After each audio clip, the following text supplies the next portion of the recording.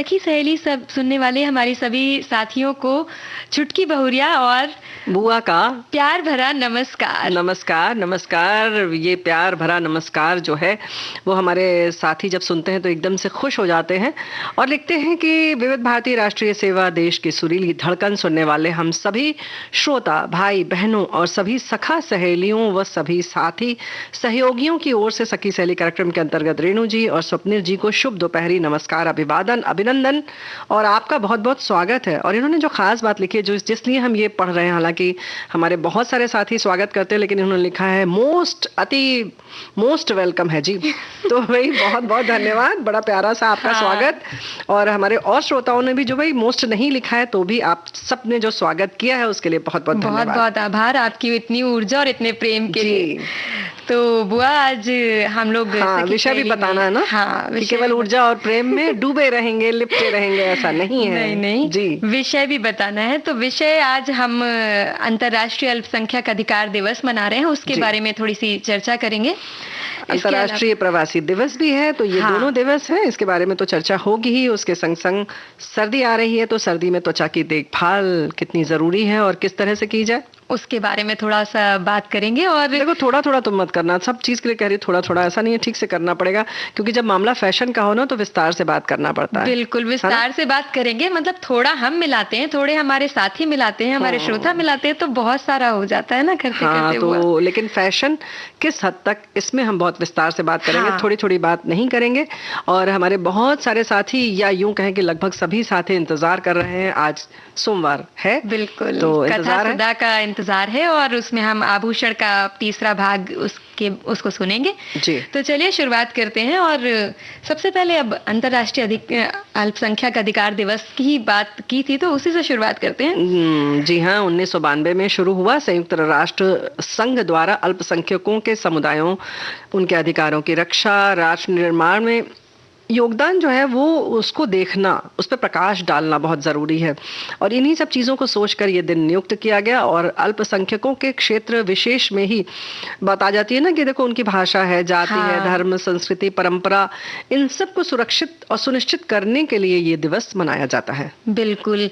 और वह बात करें अल्पसंख्यकों की तो वो मतलब उनको परिभाषित किया जाता है कि कैसे उनको बताया जाए हाँ कौन है।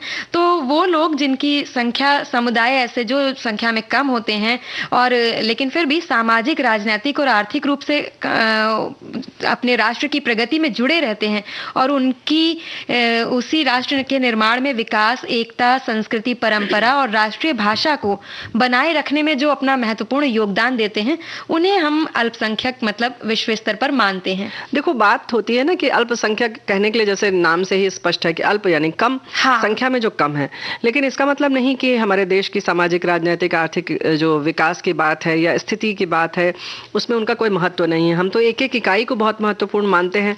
तो जाहिर है कि इन सब में उनका भी योगदान है, इसके महत्व को हम समझें। इसके साथ साथ ये भी कि उन्हें जो जो अधिकार मिलने चाहिए, ये जो सामान्य तौर पर जो अधिकार हैं जैसे शिक्षा का अधिकार है, संविधान में जो अधिकार मिलने चाहिए वो है, आर्थिक सशक्तिकरण का अधिकार है। इसी तरह से हमारी बहनों की बात आती है ना। हाँ, उनके सशक्तिकरण का, क्योंकि दोनों पलड़े कहते हैं ना वो बराबर होने चाहिए तो इसलिए उनके सशक्तिकरण की बात होती है। समान अवसरों की बात होती है कि अगर वो संख्या में कम भी हैं तो भी उनको बहुसंख्यकों के आधार पर ही उनके अधिकार बराबर होने चाहिए। उन्हें भी पूरा मौका मिलना चाहिए हर क्षेत्र में जी। और इसके साथ साथ कीमती समुदाय की जो संपत्तियां होती हैं जिन्हें कीमती परिसंपत्तियों में नामित किया जाता है, उनकी भी सुरक्षा का भी ध्यान रखा जाना चाहिए कि किसी तरह से किसी बात का नुकसान नहीं पहुंचे उनको और वो सुरक्षित रहें। मतलब ये जो परिसंपत्तियां जो होती हैं वो जो हम जैसे कह सकते हैं सामान्य बोलचाल में कि सार्वजनिक संपत्ति हो गई या जो सब लोग सामुदायिक जिसका प्रयोग करते हैं उन संपत्तियों की बात है, या लोगों के हित के लिए जो होती हैं, समाज के हित के लिए होती हैं। हमारे साथी लिखते हैं अंतर्राष्ट्रीय अल्पसंख्यक दिवस मनाया तो जा रहा है भाई साहब, लेकिन अल्पसंख्यक की भी परिभाषा इसके लिए अवश्य ही की गई होगी। शाब्दिक अर्थ में तो जो संख्या से अल्प हों उन्हें अल्पसंख्यक कहा जाता है, लेकिन ये अल्पता विभिन्न क्षेत्रों में विभिन्न प्रकार की अवश्य ही होती होगी। यहीं पर बुद्धि और विवेक की आवश्यकता है। शेष तो कार्यक्रम में तो स्पष्ट होगा ही। तो हमें उम्मीद है कि स्पष्ट हो गया होगा, है ना? बिल्कुल। या यूं कहे ना बहुरिया कि जो भी हमारे आसपास हैं, जो लोग रहते हैं, उन्हें हम किसी भी भी तरह से आंकने की जरूरत ही क्या है कि कौन कम है कौन ज्यादा है। हाँ, मानवता के आधार पर सबको देखें, सभी को समान अधिकार और बराबरी से रखें तो सहभागिता भी बनी रहती है और समान भाव भी बना रहता है। तो इसीलिए हाँ, हमारे एक श्रोता है, उन्होंने भी काफी जानकारी स्वरूप अपना एक मैसेज भेजा है, संदेश दिया है कि कानूनी रूप से भारत के संविधान में अल्पसंख्यक की कोई स्पष्ट परिभाषा नहीं है, किंतु संविधान के कई प्रावधान अनुच्छेद 29, 30 आदि अल्पसंख्यकों के हितों की रक्षा के लिए संविधान में पहले दिन से हैं। भारत सरकार अल्पसंख्यक कार्य मंत्रालय द्वारा अल्पसंख्यक समुदायों के रूप में सभी सिख, मुस्लिम, ईसाई, जो राष्ट्रीयन, बौद्ध और जैन समुदायों को अल्पसंख्यक अधिसूचित किया गया है। इस तरह से अधिसूचित कर दिया जाता है। संयुक्त राष्ट्र ने धार्मिक या भाषाई, राष्ट्रीय या जातीय अल्पसंख्यकों से संबंधित व्यक्ति के अधिकारों की रक्षा के लिए इसे अपनाया गया था। ये हमारे साथी ने लिखा है, ये जो हम लोग बता रहे हैं कि 1992 में संयुक्त राष्ट्र द्वारा 18 दिसंबर को अधिकार दिवस घोषित किया गया, अल्पसंख्यक अधिकार दिवस घोषित किया गया। तो तमाम जानकारी हो गई। और जब बात आती है तो ऐसा ना हो कि गीत हमारे नाराज हो जाए। नहीं नहीं बुआ, बिल्कुल।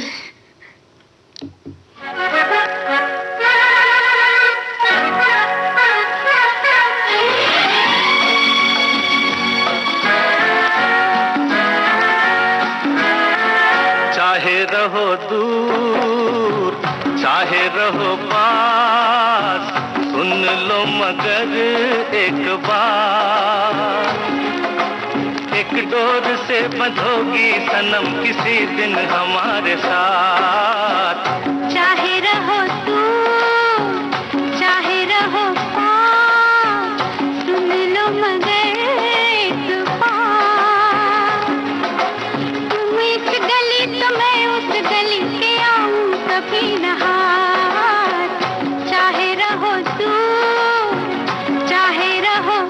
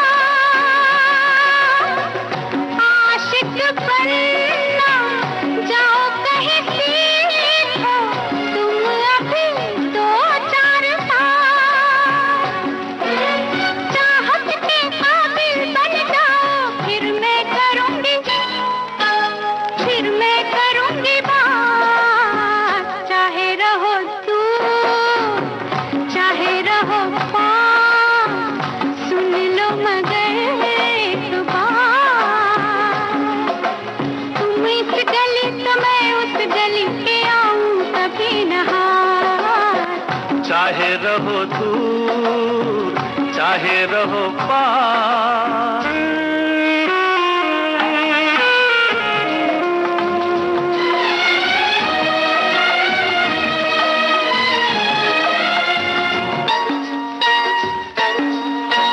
ओ मेरी चंचल पवन बसंती, करो नहीं यूं बेकरार,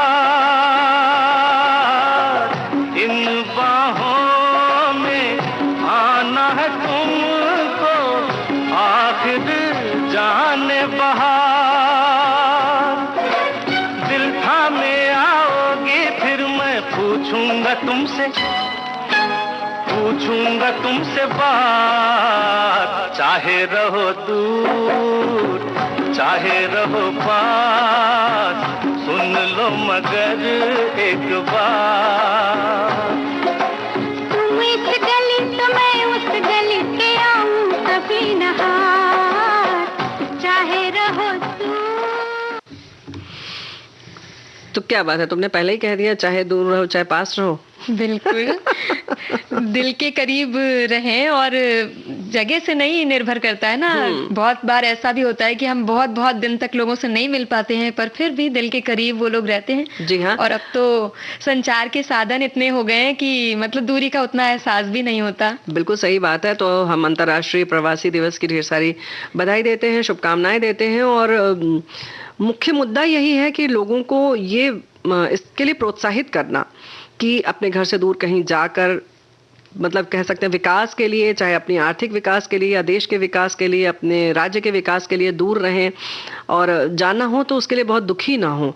कहीं ना कहीं लोग पहले परेशान होते थे और कोई घर से निकलता ही नहीं था, है ना। तो प्रवासी दिवस का मुख्य रूप से यही है कि लोग जाएं और इस तरह से कुछ नए चीजों का हाँ, मतलब होता ही है कि काम के सिलसिले में, मतलब प्रवासी को निश्चित तौर पर उन लोगों को कहते हैं ना कि किसी भी देश का जो नागरिक है या कोई भी राज्य का नागरिक भी कहीं दूर किसी काम के सिलसिले में या किसी और कारण से, शिक्षा के रूप में, मतलब कहीं गया हुआ है, अपना घर छोड़ करके दूर रह रहा है, तो उसे हम प्रवासी कहते हैं जी, जो अपने घर से कहीं और प्रवास या आवास में है। 18 दिसंबर 1990 को संयुक्त राष्ट्र महासभा ने सभी प्रवासियों के अधिकारों और उनके परिवारों को संरक्षण पर अंतर्राष्ट्रीय सम्मेलन को अपनाया, और 4 दिसंबर 2000 को महासभा ने दुनिया में प्रवासियों की बड़ी और बढ़ती हुई संख्या को देखते हुए 18 दिसंबर को अंतर्राष्ट्रीय प्रवासी दिवस के रूप में मनाने का फैसला किया। हाँ, और ये जो दिन है उसको इस बार की जो, मतलब हर वर्ष इसकी एक थीम रखी जाती है। तो हमारे एक साथी ने भेजा है कि अंतर्राष्ट्रीय प्रवासी दिवस 2023 की थीम सुरक्षित प्रवासन को बढ़ावा देना रखी गई है। इस विषय के साथ संयुक्त राष्ट्र सभी प्रवासियों के मानवाधिकारों की गारंटी देने, उनकी कानूनी स्थिति की परवाह किए बिना जेनोफोबिया से लड़ने और रोकने और प्रवासी श्रमिकों के शोषण को अपराध मानने वाले कानूनों के खिलाफ जोर देने के लिए विभिन्न देशों की प्रतिबद्धता को बढ़ावा देना चाहता है। हाँ, तो मतलब अक्सर ये होता है ना कि हम कहीं दूसरे देश में रहते हैं, राज्य में, तो बड़े असुरक्षित सा महसूस करते हैं। तो ऐसा न हो इसलिए इसको चिन्हित किया गया और इसके महत्व को समझा गया। और बहुत सारे हमारे साथियों ने अपनी बात भी साझा की है कि लिखा है कि बिहार में शायद ही ऐसा कोई गाँव होगा जहाँ के लोग प्रवासी नहीं हैं। खुद हम 4 भाई हैं, 3 भाई दूसरे प्रदेशों में रोजी रोटी की खातिर गए हुए हैं, सिर्फ हम घर पर रहते हैं। हालांकि हम भी 15 साल पहले रांची में रहते थे और प्रवास क्या होता है हम लोग बखूबी जानते हैं।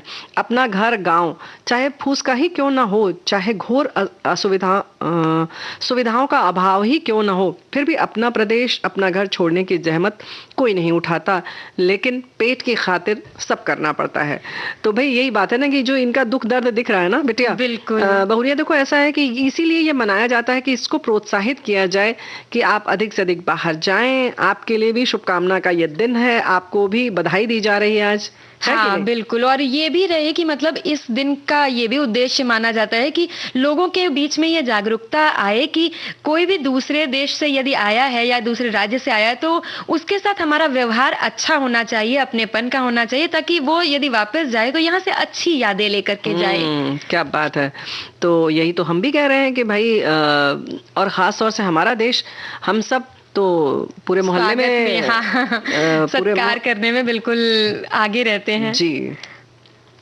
तो इसी तरह की चीजें हैं, और संयुक्त राष्ट्र हर साल सरकारों, संगठनों और इस क्षेत्र में अग्रणी भूमिका निभाने वाले लोगों को इस मौके पर आमंत्रित भी करता है कि चर्चाएं करे और गोष्ठियां वगैरह करके लोगों को जागरूक बनाए। तो जो भी ऐसे कहीं ना कहीं दुखी होते हैं, उन्हें ये महसूस ना हो, बल्कि ये सोचे कि ये बहुत अच्छा दिन है और ये बहुत अच्छी परंपरा है, ये एक अच्छी चीज है जिसमें हम सबको पहल करना चाहिए, और जरूरत पड़े तो अपने घर से कहीं दूर, देश से कहीं बाहर, प्रदेश से कहीं बाहर रहें और उसमें एक गर्व महसूस करें कि हाँ, हम कुछ अच्छा कर रहे हैं। बिल्कुल। तो बुआ एक गीत सुना लें? बिल्कुल।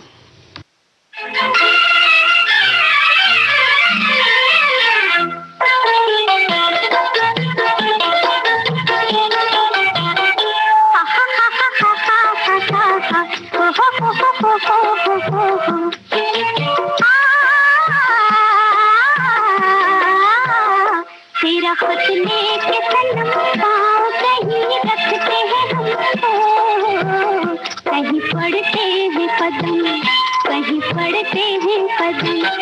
तेरा खत लेके सनम पाँव कहीं रखते हैं हमको, कहीं पड़ते हैं कदम, कहीं पड़ते हैं कदम।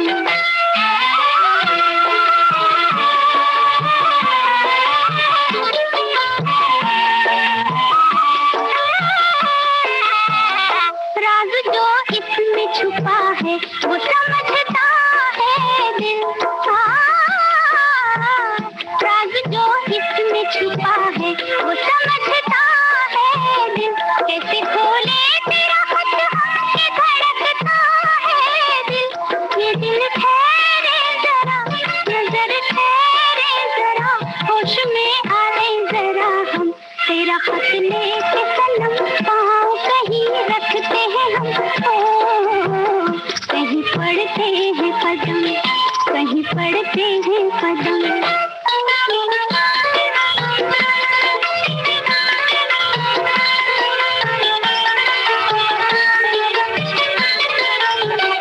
इसमें जो बात भी होगी बड़ी खातिर होगी,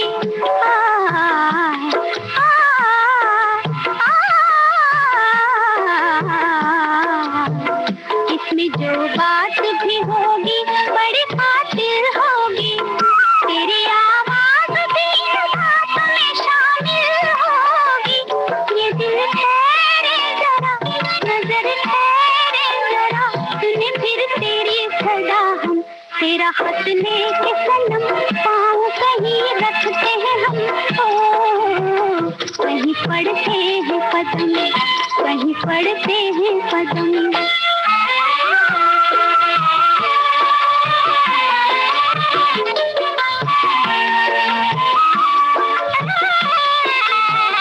क्यों न पाकर इस तूफान उठे सीने में, क्यों न पाकर इस तूफान उठे सीने में। तेरी सूरत नजर आती है साईने में। ये दिल ठहरे जरा, नजर ठहरे जरा, जरा फिर होले फिदा हम। तेरा खत लेके सनम पाँव कहीं रखते हैं हम, ओ कहीं पड़ते हैं कदम, कहीं पड़ते हैं कदम। तेरा खत लेके सनम। तो भाई देखो, ऐसा है कि कुछ कपड़े भी ऐसे होते हैं कि आप कहीं और कदम रखें और कहीं और पड़ते हैं।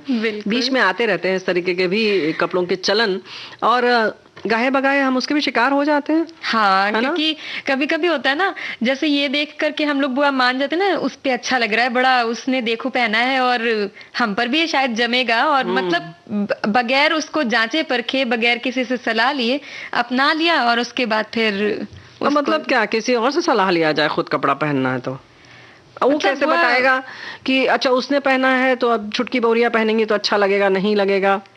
मतलब आजकल तो लेने जाते हैं तो हम लोग ट्राई करके एक बार ही देख लेते हैं ना कि ये कपड़ा, वो वाला कपड़ा खरीदा था जो तुम्हारे ऊपर नहीं जच रहा था। कभी कभी ऐसी गलत फहमियां भी हो जाती है ना कि मतलब उस समय अच्छा लगा, फिर बाद में अरे ये तो मतलब, क्योंकि होता क्या, कपड़े आरामदेह यदि नहीं हो, फैशन के आकर के उसमें मतलब ले लिया कि चलो नहीं अच्छा लग रहा है, अच्छा लग रहा है, बाद में वो आरामदेह नहीं है तो फिर उससे मन उतर जाता है। चलो खैर कोई बात नहीं, तुम्हें अगर आरामदेह है वो कपड़ा था तब तो बहुत अच्छा किया तुमने खरीद लिया। तो कहीं ना कहीं फैशन जो है वो, पहली बात तो ये कि कपड़े हम पहनते किस लिए हैं। हाँ। एक तो तन ढकने के लिए पहनते हैं, दूसरा है कि हमको समाज में मतलब जो भी वो है उसके सामने सब, मतलब तन ढकने के बाद हमारी जरूरत है कि कपड़ा पहन कर निकले, और हमारे शरीर को सूट कर रहा है कि नहीं सूट कर रहा है, वो कपड़ा जरूरी है। नहीं देखो, कपड़े हम पहनते इसलिए हैं कि भाई हमें धूप बारिश इन सब चीजों से बचाता है, और कहीं ना कहीं एक तो ये है कि तन ढकने के लिए, तीसरा ये है कि हमें अच्छा लगता है, और दूसरे भी उससे कहीं ना कहीं हमारी व्यक्तित्व में निखार आता है और बदलाव आता ही है, तो इसलिए पहना जाता है। लेकिन कुल मिलाकर अगर हम देखें तो आरामदेह होना भी बहुत जरूरी है। लेकिन फैशन की जहां तक बात आती है तो हमारे साथी लिखते हैं कि आज के वक्त में जो जीन्स फैशन के रूप में प्रयोग की जाती है वो किसी समय में मजदूरों के लिए बनाई गई थी, क्योंकि जीन्स बड़ी मजबूत धागों से बनाई जाती है, जल्दी फटती नहीं है, तो मजदूरों को काम करते वक्त मजबूत कपड़े की आवश्यकता थी, तो जीन्स का निर्माण किया गया। लेकिन तुम्हें क्या लगता है? देखो बहुरिया, ऐसा है कि अब रोजमर्रा की जिंदगी में अगर हमें भी आराम मिल रहा है तो पहनने में बुराई क्या है? बिल्कुल, और कपड़ा भी मजबूत होता है। बस ये है कि आजकल के फैशन वाली जो जीन्स बुआ चली है, जो जगह जगह से, मतलब वो नहीं फट रही थी तो उसे फाड़ करके फैशन में ला करके लगा दिया, मतलब दिखा दिया कि ये मजबूत नहीं है। हाँ, मतलब उसको एक अलग, तो वो मतलब अब हम लोग देखते हैं दूसरों को पहने हुए तो उसको भी ले लेते हैं, पर बहुत जगह अच्छा नहीं समझा जाता, क्योंकि एक बार हमने भी प्रयास किया था तो हमें तो डांट पड़ी थी घर में बहुत कि ये फटा हुआ कपड़ा पहले से, मतलब फाड़ने की जरूरत ही क्या है, पहले ही फटा हुआ पहन लो तुम। तो देखो, आमतौर पर लोग ये भी कहते हैं, हम लोग के पहले जमाने में जो कहा जाता था कि कपड़ा पहनो अगर तो पुराना है तो कोई बात नहीं, लेकिन साफ सुथरा होना चाहिए, कहीं से फटा हुआ नहीं होना चाहिए। बिल्कुल। और अगर उद्धस हो गया है या कहीं से गिंजा मुंजा है तो कोई बात नहीं, लेकिन हाँ, फटा हुआ ना हो और कहीं से भी वो बिल्कुल भी गंदा नहीं हो, गंदा नहीं होना चाहिए। साफ सुथरा पहनो और समूचा पहनो, बाकी चाहे कोई दिक्कत नहीं है। इसलिए माफी हो जाती थी, या यूं कहें कि उसको एक समग्र कपड़ा माना जाता था। लेकिन जब फैशन की बात आती है तो हमारे साथी लिख रहे हैं कि फैशन अपने आप को अन्य लोगों से बेहतर अलग दिखाने का एक जरिया है। लोगों के फैशन से उनका व्यक्तित्व झलकता है। कपड़े वैसे ही पहनना चाहिए जो हम पर अच्छे लगते हैं। फैशन की दौड़ पर कुछ भी पहनना नहीं चाहिए। शादी ब्याह में तो हमारे पारंपरिक कपड़े ही अच्छे लगते हैं। रोजमर्रा के जीवन में वही कपड़े पहनना चाहिए जो आरामदायक हो। अपने कपड़े हमें मौसम के अनुसार पहनना चाहिए, तभी तो हम लोग स्वेटर शॉल में हैं, यहाँ पर बहुत ठंडा है। बिल्कुल। और कभी कभी क्या होता है बुआ कि दूसरों को देख करके भ्रम जैसा हो जाता है, जैसे अभी हम लोग बात कर रहे हैं, तो फैशन तभी तक आकर्षक माना जाता है जब तक कि हम लोग उससे भ्रमित नहीं होते। कहने का मतलब यह है कि कम कपड़े या पारदर्शी कपड़े किसी को आकर्षक नहीं बनाते, ये सिर्फ एक भ्रम है। और जो वस्त्र हैं वो समय और स्थान के अनुरूप होने भी बहुत जरूरी है। बहुत जरूरी है। तरह तरह की बातें और बहुत बड़ी अच्छी अच्छी जानकारी हमारे साथियों ने लिखा है, और ये लिख रहे हैं कि फैशन किस हद तक, जब फैशन की अति हो जाती है तो वो देखने में शर्म आती है। इन दिनों फैशन सीमा के बाहर होता जा रहा है, ये भी एक चिंता का विषय है। सभ्यता और संस्कार को निभाना सबकी जिम्मेदारी है। इन्होंने विषय की प्रशंसा लिखी है, लेकिन बात हम लोग सच में बहुत गंभीर तरीके की बात है ये कि क्या हमें सोचना है, क्या देखना है, क्या नहीं करना चाहिए, इन सारी चीजों पर विचार करना बहुत जरूरी है। हाँ, क्योंकि वो है ना, फैशन का नाम आते ही ना, मतलब नई नई सी कल्पनाएं, नई नई से आइडियाज ऐसे आने लगते हैं दिमाग में। और फैशन मतलब क्या कुछ अनोखा किया जाए, हाँ, क्या बिल्कुल अलग दिखे, अलग दिखने, इसीलिए तो लोग अजूबा लगे ना, तो फिर तो वही बात हो गई कि अजूबा लगे, कुछ भी कहीं लटका लो, कुछ भी कर लो, ऐसा। हाँ, तो इसीलिए बस यही चीज है, ये जो भ्रम है हमारे जीवन में, उससे थोड़ा सा संभलना है और ये देखना है कि हम जो भी पहन रहे हैं वो दूसरों से हटकर दिख रहा है, अच्छी बात है, लेकिन अजीब और अटपटा ना लगे। भाई देखो, वो तो कहेंगे कि हमें बिल्कुल नहीं अजीब अटपटा लग रहा है, आपको लग रहा है, आपकी निगाह में कहीं खोट है, आप लोग पता नहीं क्या सोचते हैं, ऐसा भी कह सकते हैं। कई बार ऐसा भी देखने सुनने में आता है। तो फिर किया क्या जाए? तो पहले गीत सुन लेते हैं, फिर आगे बात करते हैं, क्योंकि बड़ा गंभीर मुद्दा हो गया ये तो।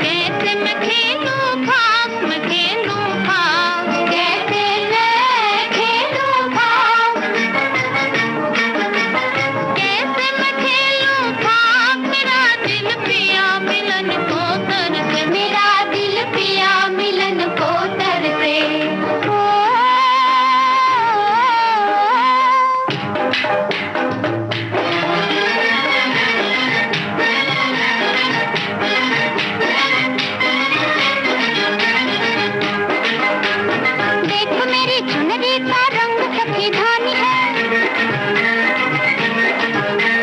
हो न कहीं देना ये प्यार की निशानी है। देख मेरी चुनरी का रंग सखी धानी है, हो न कहीं देना ये प्यार की निशानी है। मैं हूँ तेरे संग बलम तू है मेरे संग, ओए मैं हूँ तेरे संग बलम तू है मेरे संग, ओए रंग डालो रंग डालो रंग।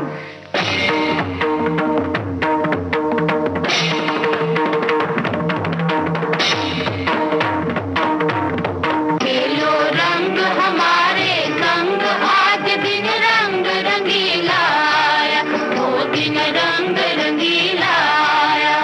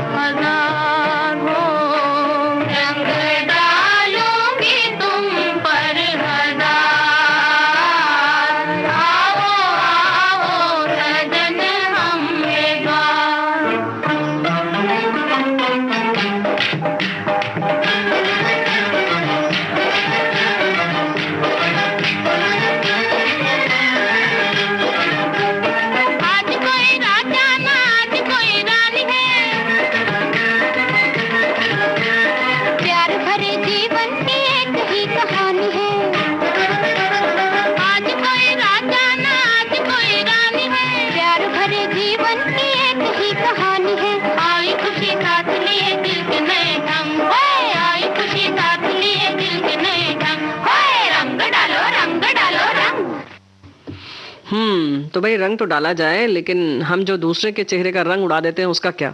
नहीं नहीं, बिल्कुल रंग नहीं उड़ाएंगे। हमारे एक साथी हैं फैशन, उन्होंने ये बताया कि फैशन वही अच्छा है जिसमें शरीर को सुकून मिले। यदि परंपरागत परिधान आरामदेह ना लगे तो बिल्कुल नहीं पहनना चाहिए। एक बात स्पष्ट है कि नए नए फैशन अपनाने से जिंदगी में हमेशा उत्साह और प्रफुल्लता रहती है। क्या बात है, इन्होंने तो बिल्कुल अलग नजरिया अपना जाहिर किया है। ये बात तो है कि उत्साह बनाए रखिए, खूब अच्छे अच्छे कपड़े पहनिए, खुश रहिए, जिसमें और ये बात तो है कि जब आप आरामदेह स्थिति में रहेंगे तो जाहिर है तभी खुश रह पाएंगे, है ना। इधर उधर कुछ चुभ रहा है तो आप नहीं खुश रह पाएंगे। तो थोड़ा सा अंतराल लेते हैं, उसके बाद फिर मिलते हैं। हाँ।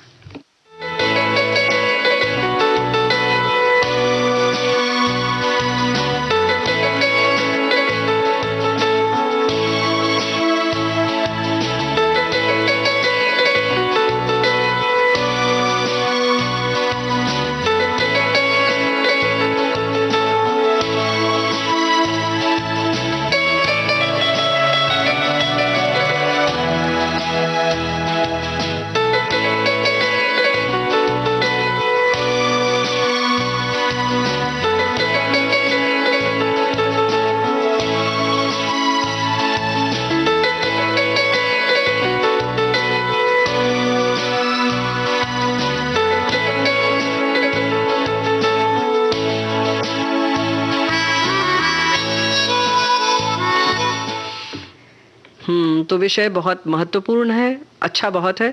यही तो वर्ल्ड फेमस बात है ना भाई, कि हम लोग जो विषय लेकर आते हैं कोशिश करते हैं कि समाज में और हमारे आसपास जो भी चीजें हैं जिसमें हम थोड़े से असमंजस की स्थिति में हैं उस पर थोड़ी चर्चा कर ली जाए। बिल्कुल। और आज हम फैशन की बात कर रहे हैं कि मतलब किस समय और किस समय के अनुरूप और किस हद तक फैशन किया जाए। तो हमारे एक साथी हैं, उन्होंने भी इस बात पर अपने विचार साझा किए हैं कि ये बात सभी को अपने अपने दिल से सोचने की ज़रूरत है। एक नूर आदमी हजार नूर कपड़े होते हैं, जिससे आदमी या औरत के व्यक्तित्व में उभार आता है। समय के साथ फैशन में भी बदलाव आता रहता है। समय के साथ चलने में कोई बुराई नहीं, बस ख्याल रहे कि फैशन के पहनावे से अपना मान मान और मर्यादा बनी रहे, ये भी जरूरी है। ये भी सोचने की बात है, मान मर्यादा का भंग हो ऐसे ड्रेस पहनकर प्रदर्शन करने न आने की सूचना कुछ जगहों पर आजकल लिखी पाई जा रही है। हाँ, ये बात बिल्कुल सही है और लिखना भी चाहिए। मंदिरों आदि में इन्होंने लिखा है कि लिखा रहता है, और कभी कभी वो कपड़े दे भी देते हैं अपनी तरफ से, दुपट्टे आदि लपेटने को भी देते हैं, कहते हैं पैर ढके होने चाहिए। तो बात बिल्कुल सही है और इससे फर्क तो पड़ता है। अक्सर जैसे अगर हम चर्चा कर रहे हैं जिस तरीके के कपड़ों की बात है, वो बाकी लोगों का ध्यान जो है वो भटकाते हैं और कहीं ना कहीं डिस्ट्रैक्ट करते हैं, जिसको कहना चाहिए। तो वो परेशानी का सबब भी होता है। हमारे साथी ये भी लिख रहे हैं कि बड़ा रोचक प्रश्न है, क्योंकि सृष्टि भर के आधे से अधिक संख्या के लिए फैशन शब्द के कोई मायने ही नहीं है।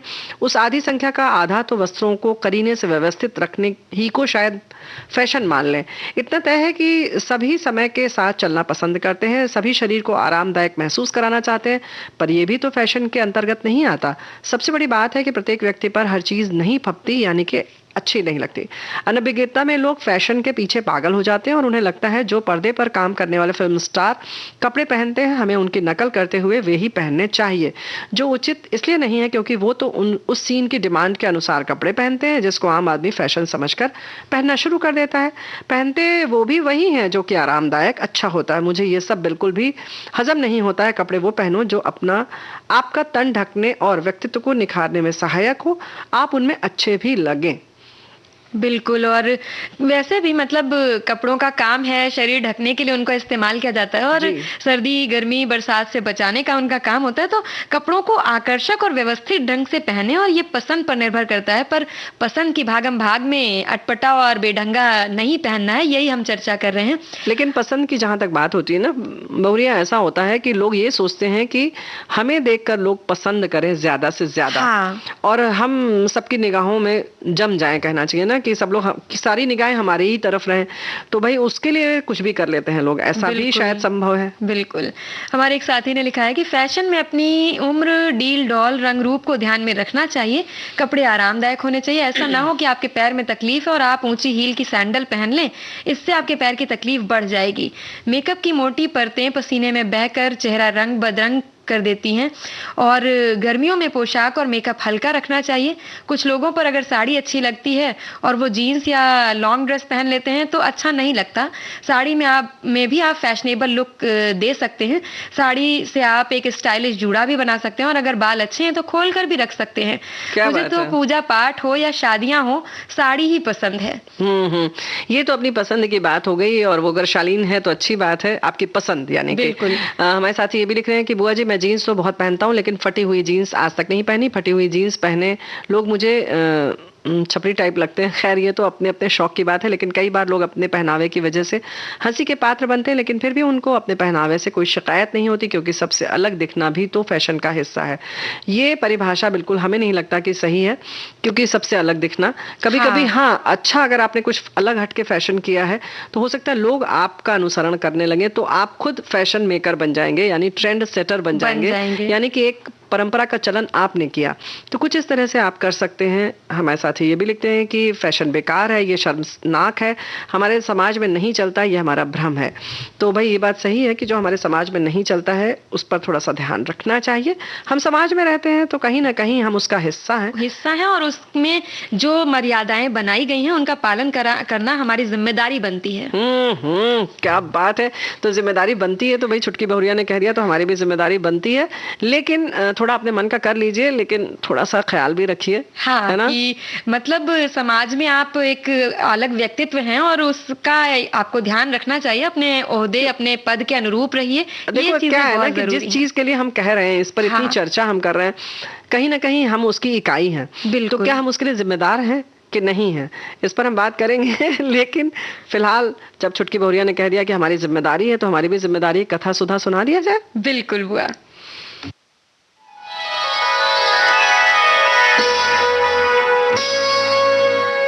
कथा सुधा, भाव भरी कहानियों का सागर, जिसकी लहरें कभी मुस्कुराहट सजाएंगी तो कभी आंखें नम कर जाएंगी। सामाजिक सरोकार से लेकर परिवार तक की होंगी बातें। कुछ मनोरंजन होगा तो कुछ सीख भी मिल जाएगी। हर बार नई अनसुनी कहानी की अलग अंदाज में होगी बयानी।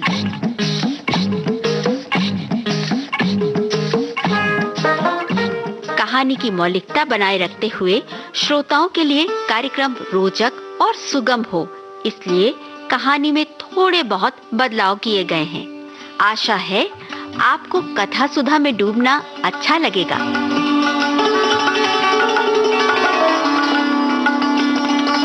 कथा सुधा में हम सुन रहे हैं मुंशी प्रेमचंद की कहानी आभूषण। पिछली कड़ी में आपने सुना मंगला सुंदरी न सही पर पति पर जान देती थी। जो अपने को चाहे उससे हम विमुख नहीं हो सकते। प्रेम की शक्ति अपार है, पर शीतला की मूर्ति सुरेश के हृदय द्वार पर बैठी हुई मंगला को अंदर न जाने देती थी। जिस दिन शीतला इस घर में मंगला का मुख देखने आई थी, उसी दिन सुरेश की आंखों ने उसकी मनोहर छवि की एक झलक देख ली थी। सुरेश एकांत में बैठे हुए शीतला के चित्र को मंगला से मिलाते ये निश्चय करने के लिए कि उनमें क्या अंतर है, एक क्यों मन को खींचती है, दूसरी क्यों उसे हटाती है। पर उसके मन का ये खिंचाव केवल एक चित्रकार या कवि का रसास्वादन मात्र था। वो पवित्र और वासनाओं से रहित था। पर जब मंगला ने अंत को बात बात में उनकी तीव्र आलोचना करना शुरू कर दिया, वो उनसे उच्छृंखलता का व्यवहार करने लगी, तो उसके प्रति उनका वो उतना सौहार्द भी विलुप्त हो गया। घर में आना जाना छोड़ दिया।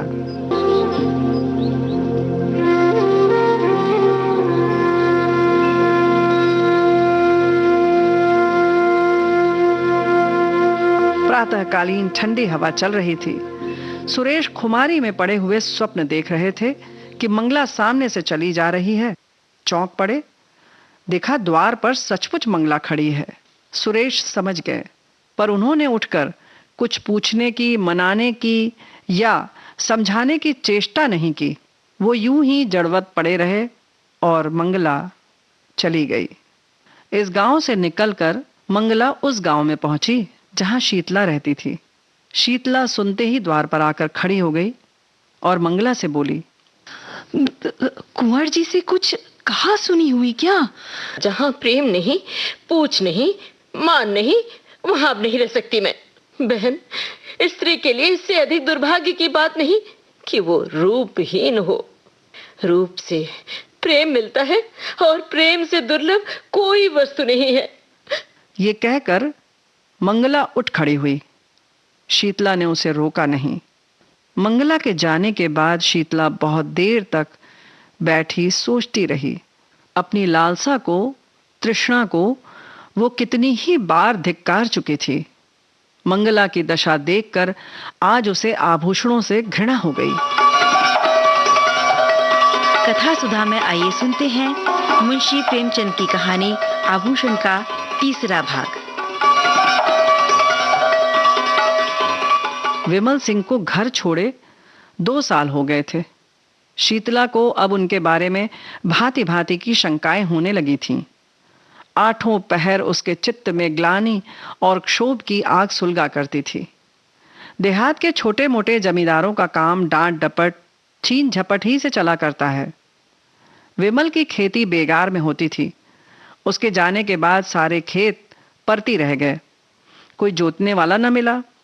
इस ख्याल से साझे पर भी किसी ने न जोता कि बीच में कहीं विमल सिंह आ गए तो साझेदार को अंगूठा दिखा देंगे।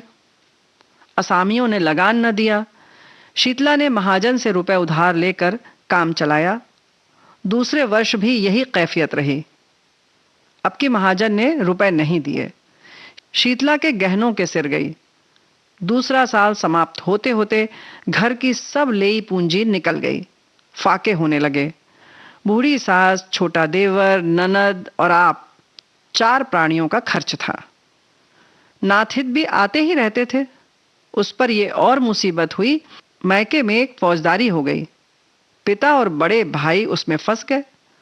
2 छोटे भाई, एक बहन और माता, 4 प्राणी और सर पर आ डटे। गाड़ी पहले ही मुश्किल से चलती थी, अब जमीन में धंस गई। प्रातःकाल से कलह आरंभ हो जाता। समधिन से साले बहनोई से गुथ जाते।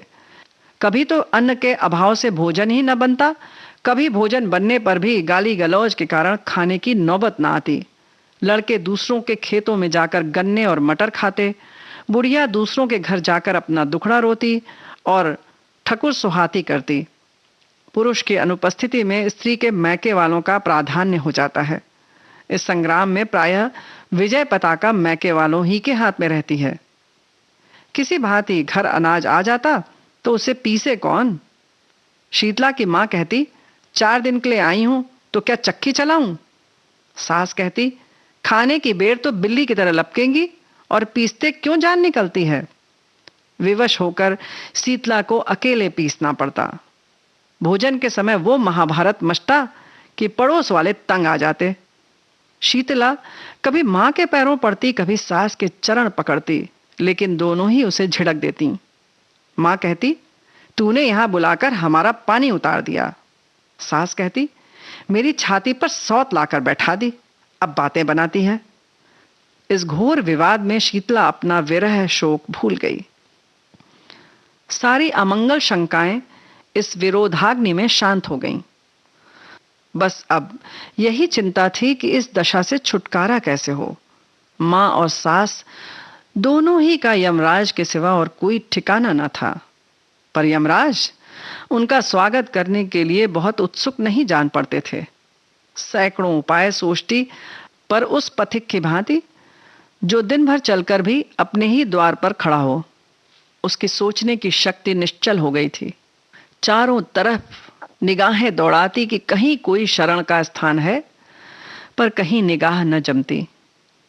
एक दिन वो इसी नैराश्य की अवस्था में द्वार पर खड़ी थी। मुसीबत में चित्त की उद्विग्नता में, इंतजार में द्वार से हमें प्रेम हो जाता है। सहसा उसने बाबू सुरेश सिंह को सामने से घोड़े पर जाते देखा। उनकी आंखें उसकी ओर फिरी, आंखें मिल गईं। वो झिझक कर पीछे हट गई, किवाड़ बंद कर लिया। कुंवर साहब आगे बढ़ गए। शीतला को खेद हुआ कि उन्होंने मुझे देख लिया। मेरे सिर पर साड़ी फटी हुई थी, चारों तरफ उसमें पैबंद लगे हुए थे। वो अपने मन में न जाने क्या कहते होंगे। कुंवर साहब को गांव वालों से विमल सिंह के परिवारों के कष्ट की खबर मिली थी। वो गुप्त रूप से उनकी कुछ सहायता करना चाहते थे, पर शीतला को देखते ही संकोच ने उन्हें ऐसा दबाया कि द्वार पर एक क्षण भी न रुक सके। मंगला के गृह त्याग के 3 महीने पीछे आज वो पहली बार घर से निकले थे। मारे शर्म के बाहर बैठना छोड़ दिया था। इसमें संदेह नहीं कि कुंवर साहब मन में शीतला के रूप रस का आस्वादन करते थे। मंगला के जाने के बाद उनके हृदय में एक विचित्र दुष्कामना जाग उठी। ओ शीतला, शीतला, क्या किसी उपाय से ये सुंदरी मेरी नहीं हो सकती? विमल का मुद्दत से पता नहीं। बहुत संभव है कि वो अब संसार में ही ना हो। किंतु वो इस दुष्कल्पना को विचार से दबाते रहते थे। शीतला की विपत्ति की कथा सुनकर भी वो उसकी सहायता करते हुए डरते थे। कौन जाने वासना यही वेश धरकर मेरे विचार और विवेक पर कुठाराघात करना चाहती हो।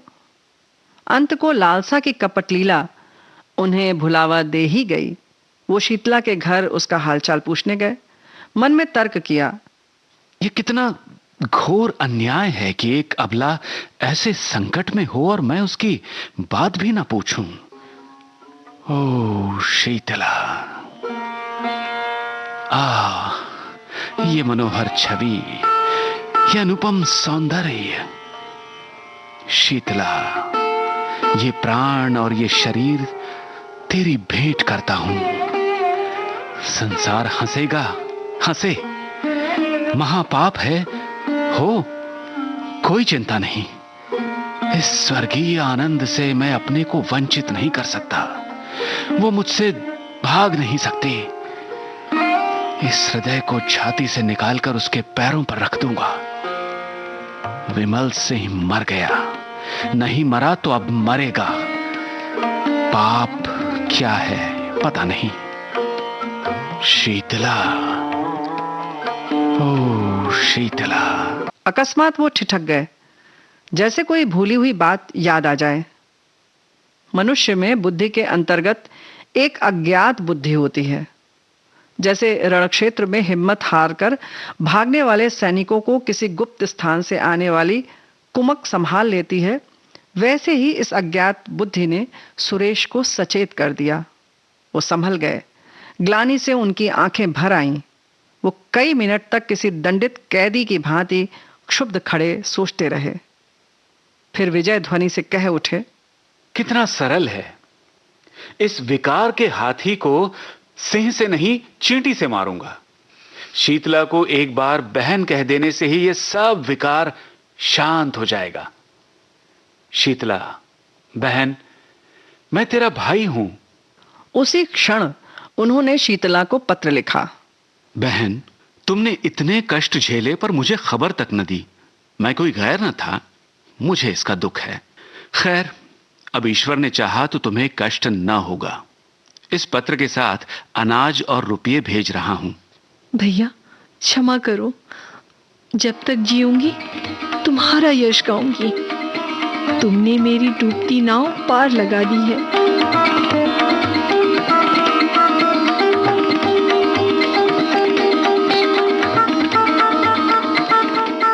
कई महीने बीत गए। संध्या का समय था। शीतला अपनी मैना को चारा चुगा रही थी। उसे सुरेश नेपाल से उसी के वास्ते लाए थे। इतने में सुरेश आकर आंगन में बैठ गए। कहां से आते हो भैया? गया था जरा थाने, कुछ पता नहीं चला। रंगून में पहले कुछ पता मिला था, बाद को मालूम हुआ कि वो कोई और आदमी है। क्या करूं, इनाम और बढ़ा दूं? तुम्हारे पास रुपए बढ़े हैं तो फूको। उनकी इच्छा होगी तो आप ही आवेंगे। शीतला, बहन एक बात पूछूं, बताओगी? हाँ। विमल सिंह किस बात पर रूठे थे तुमसे? कुछ नहीं, मैंने यही कहा कि मुझे गहने बनवा दो। कहने लगे मेरे पास है क्या? मैंने कहा तो ब्याह क्यों किया? बस बातों ही बातों में तकरार हो गई। इतने में शीतला की सास आ गई। सुरेश ने शीतला की माँ और भाइयों को उनके घर पहुंचा दिया था, इसलिए यहां अब शांति थी। सास ने बहू की बात सुन ली थी। कर्कश स्वर से बोली, अरे बेटा, तुम तो घर के आदमी हो, तुमसे क्या पर्दा है। ये महारानी तो बस देखने की ही गुलाब की फूल है, अंदर सब कांटे हैं। अरे अपने बनाव सिंगार के आगे विमल की बात ही ना पूछती थी ये। बेचारा वो तो इस पे जान छिड़कता था, पर इसका मुंह ही सीधा नहीं होता था। और प्रेम तो इससे छू ही नहीं गया। अंत को उसे देश से निकाल कर ही दम लिया इसने। हाँ। क्या वही अनोखे धन कमाने घर से निकले हैं? देश विदेश जाना तो मर्दों का काम ही है। यूरोप में तो धन भोग के सिवा स्त्री पुरुष में कोई संबंध ही नहीं होता। बहन ने यूरोप में जन्म लिया होता तो हीरे जवाहिर से जगमगाती होती। शीतला, अब तुम ईश्वर से यही कहना कि सुंदरता देते हो तो यूरोप में जन्म दो। जिनके भाग्य में लिखा है वो यही सोने में लदी हुई है। मेरी तरह सभी के कर्म थोड़े ही फूट गए हैं। सुरेश सिंह को ऐसा जान पड़ा कि शीतला की मुख कांति मलिन हो गई है। पति वियोग में भी गहनों के लिए इतनी लालायित है। बोले, अच्छा बाबा, मैं बनवा दूंगा गहने तुम्हें। ये वाक्य कुछ अपमान सूचक स्वर में कहा गया था, पर शीतला की आंखें आनंद से सजल हो आईं। कंठ गदगद हो गया। उसके हृदय नेत्रों के सामने मंगला के रत्न जटित आभूषणों का चित्र खिंच गया। उसने कृतज्ञतापूर्ण दृष्टि से सुरेश को देखा। मुंह से कुछ न बोली, पर उसका प्रत्येक अंग कह रहा था, मैं तुम्हारी हूं।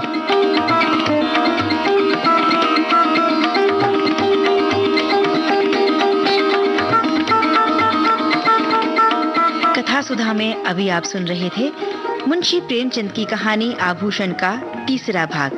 पात्र परिचय कुछ इस प्रकार से है।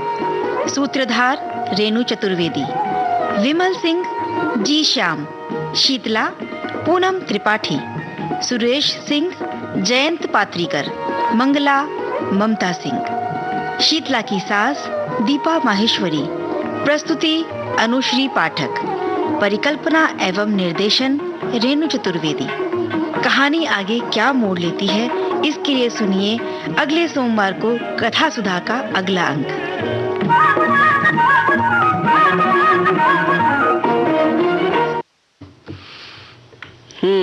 तो भाई ऐसा है कि हमारे बहुत सारे साथियों ने लिख दिया है कि ये कहानी जो है इससे क्या सबक हमें मिलता है, लेकिन फिर भी अगली बार तो हम सुनेंगे ना जरूर से इसे। तो कहानी परिणाम तक पहुंचेगी तो सबक भी हमें समझ में आ जाएगा। जी हाँ, लेकिन हमारे साथी जो हैं वो काफी जानकार हैं। बिल्कुल। तो बाकी जानकारी जो है सर्दियों के बारे में हम बाद में करेंगे। हाँ, गीत एक सुनवा देते हैं। बिल्कुल।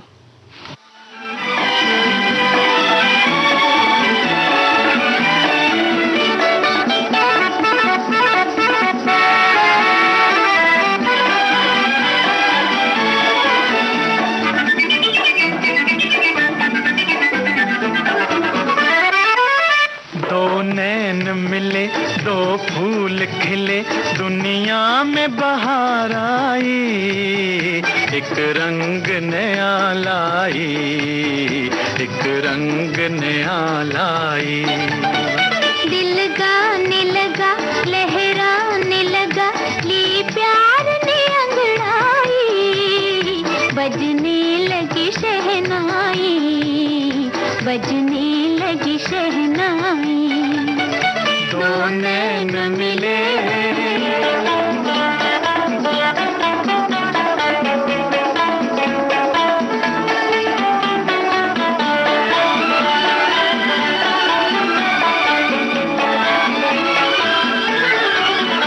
अरमान भरी नजरों से बलम, इस तरह हमें देखा न करो। हो जाए न रुसवाई इश्क कहीं, दुनिया है बुरी, दुनिया से डरो, दुनिया है बुरी, दुनिया से डरो। दुनिया का मुझे कुछ खौफ नहीं, दुनिया तो है हर जाई, और इश्क है सौदाई, और इश्क है सौदाई। दो नैन मिले,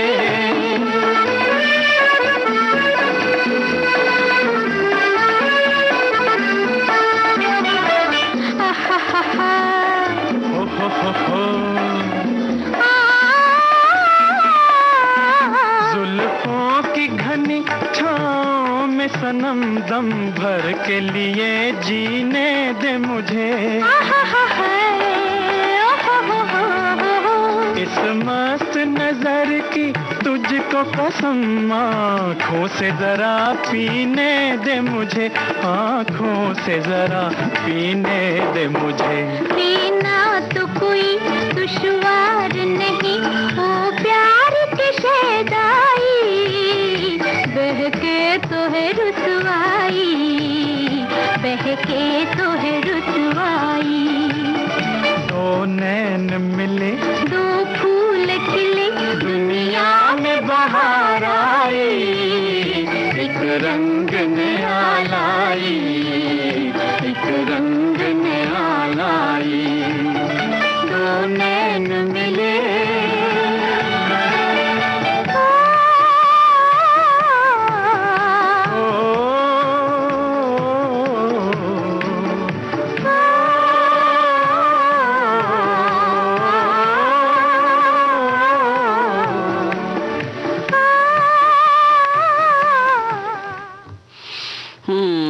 तो बताओ अब क्या करना है? अब त्वचा की देखभाल करनी है। हाँ, त्वचा सुंदर रहने के लिए सुबह उठकर व्यायाम कीजिए, ये हमारे साथी लिखकर भेज रहे हैं। बिल्कुल। और ये बात हमेशा से पूरे मोहल्ले में वर्ड फेमस है कि ऐसा करने से ठीक रहता है, लेकिन अब सर्दी में कौन उठे? सही में ये सही में कष्ट होता है, कष्ट होता है। पर नियम से अगर नहीं करेंगे ना, वो नियम टूट जाएगा तो फिर समस्याएं होती तो अभी कौन सा नियम बना? अभी तो शुरू करना है ना। बहुत सारे लोग संकल्प लेंगे नए साल से करेंगे। हाँ, नए साल के संकल्प। हाँ, बिल्कुल। और सोमवार है इस बार, तो इसलिए कुछ भी छूट नहीं चलेगी। हाँ। कि रविवार है इसलिए आज नहीं करेंगे, आज छुट्टी है। तो भाई 1 जनवरी जो पड़ रहा है सोमवार है। साथ ही हमारे लिखते हैं कि सर्दियों में त्वचा को मॉइस्चराइज, हाइड्रेट रखना चाहिए, बहुत गर्म पानी से नहीं नहाना चाहिए, ठंडे पानी से ही स्नान करना चाहिए, सही आहार विहार का ध्यान रखना चाहिए, योग व्यायाम जरूर करना चाहिए। स्नान के पानी में नारियल तेल, गुलाब जल मिलाने से त्वचा मुलायम रहती है। पर ये जो बात बोल रहे हैं बुआ, गर्म पानी से नहीं नहाना चाहिए, तो आधे से ज्यादा तो यही समस्या है। नहाए तो गर्म पानी से तो चलिए नहा भी लेते हैं, और एकदम ठंडे पानी से नहाना पड़ेगा तो आधे से ज्यादा तो इस कैटेगरी से बाहर ही हो जाएंगे। तो भाई देखो, ऐसा है कैटेगरी बनाने के लिए ये जरूरी है कि थोड़ा सा बीच का रास्ता अपनाया जाए। तो हमें लगता है गुनगुने कर लें, या जैसे कि अगर आपको सह सकते हैं तो पहली बात तो गुनगुने पानी से नहा लीजिए। दूसरा, अगर आप सह सकते हैं तो बस उसको कहते हैं ना, ठंडक उसकी खत्म हो जाए, इतना कर लीजिए तब नहा लीजिए। लेकिन कुछ लोग धीरे धीरे क्या होता है कि उसका तापमान हमारे पानी का बढ़ता जाता है, मतलब बहुत गर्म पानी से हम नहाने लगते हैं। तो इसकी ओर आपने ध्यान आकर्षित किया, ये बहुत महत्वपूर्ण बात है। और बिल्कुल भी, और सर्दियों में वैसे भी त्वचा थोड़ी सी रूखी हो जाती है, और क्या ऐसा भी इसलिए मना भी करते हैं बुआ, क्योंकि कहते हैं कि गर्म पानी का इस्तेमाल ज्यादा करने से त्वचा की जो कोशिकाएं होती हैं उनको नुकसान पहुंचता है और त्वचा में रूखापन बढ़ जाता है। बिल्कुल। तो रूखापन जो है उसको दूर करने के लिए उपाय करने हैं। ग्लिसरीन सबसे अच्छा साधन है, लेकिन कहते हैं कि प्योर जो ग्लिसरीन होता है वो इस्तेमाल नहीं करना चाहिए। थोड़ा चिटचिटा सा और गाढ़ा सा बहुत होता है, तो उसमें गुलाब जल या नींबू के रस का इस्तेमाल मिला करके तब उसको इस्तेमाल में लाना चाहिए। तो भाई ग्लिसरीन जो है, इसके प्रयोग के बाद जो है रैशेस भी कुछ लोगों को आ जाते हैं, तो इसे ध्यान रखें कि कैसे करना है, या आपके शरीर को कैसे सूट करता है ये भी ध्यान रखें, आपकी त्वचा के लिए क्या जरूरी है वो भी ध्यान रखें। कुछ लोगों को जैसे इससे एलर्जी होती है तो ना करें। नारियल का तेल जो है वो बहुत मुफीद रहता है ना, और बहुत तरीके के इसमें शोध से ये भी पता चला है कि इसमें सब कुछ है जो हमारी त्वचा के लिए जरूरी है। फिर भी हम इसे अनदेखा कर देते हैं अक्सर ना, हम समझ लेते हैं कि ऐसे ही सामान्य सा तेल है। बिल्कुल। और ये हमारी त्वचा, नारियल का तेल जो होता है वो त्वचा में प्रदूषण और दूसरी वजहों से जो नुकसान हो जाता है उनकी भरपाई करता है, और तो और त्वचा को बाहरी इन्फेक्शन से बचाने में भी मदद करता है काफी नारियल का तेल।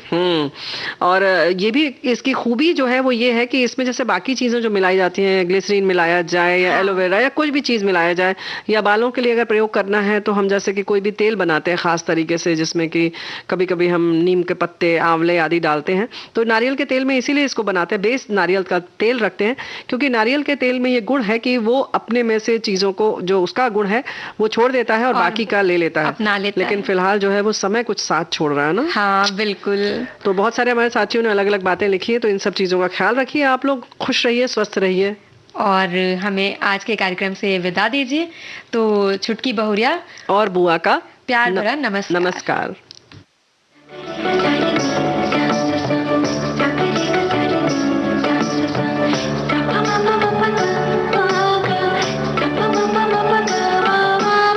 सखी सहेली।